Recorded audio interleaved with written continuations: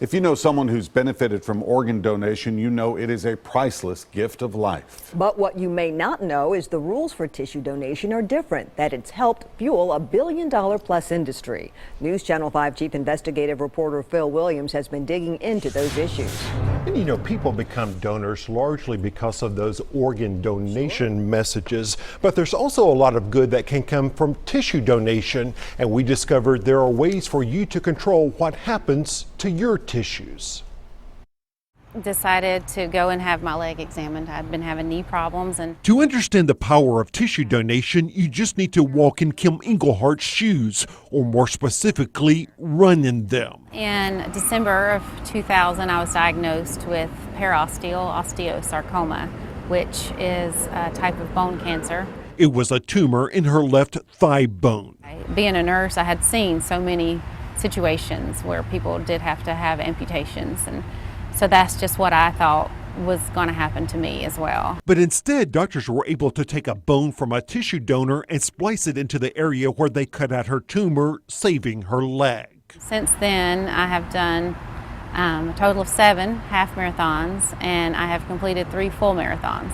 And she's now a mother of 3. Without the donation, without the cadaver bone, my life would have been totally different. It's life-changing, it's life-saving as well. Jill Grandes heads DCI Donor Services, a nonprofit that serves Tennessee and 3 other states. She says the list of possible benefits from tissue donation is long. Women who have to have a mastectomy due to breast cancer can have a reconstructive surgery. Children who have heart problems could have a valve transplant. Donor organizations are allowed to collect so-called reasonable fees for harvesting organs and tissues, and DCI uses full-color catalogs to market tissue from its donors to healthcare providers. Here, an Achilles tendon is listed for sale, and these ads show for-profit companies selling tissue products, courtesy DCI Donor Services.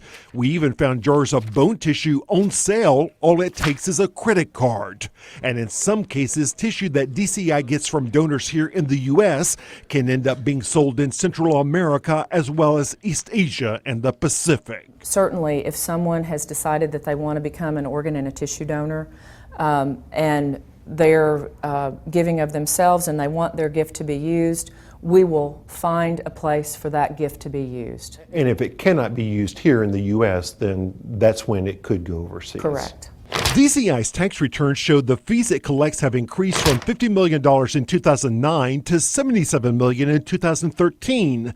That's due in large parts to deals with companies like LifeCell Corporation, which produces a skin product called Alloderm. We've got our trusty old Alloderm. Originally developed as a graft for burn patients, Alloderm is primarily used for breast reconstruction for cancer survivors and for reconstruction of abdominal walls. And when our board looks at companies like that, we have to make sure that they are very much aligned with what our mission is, which is to save and improve lives. But we discover some clinics advertising the use of Alloderm for lip augmentation, even for male enhancement. I'm not familiar with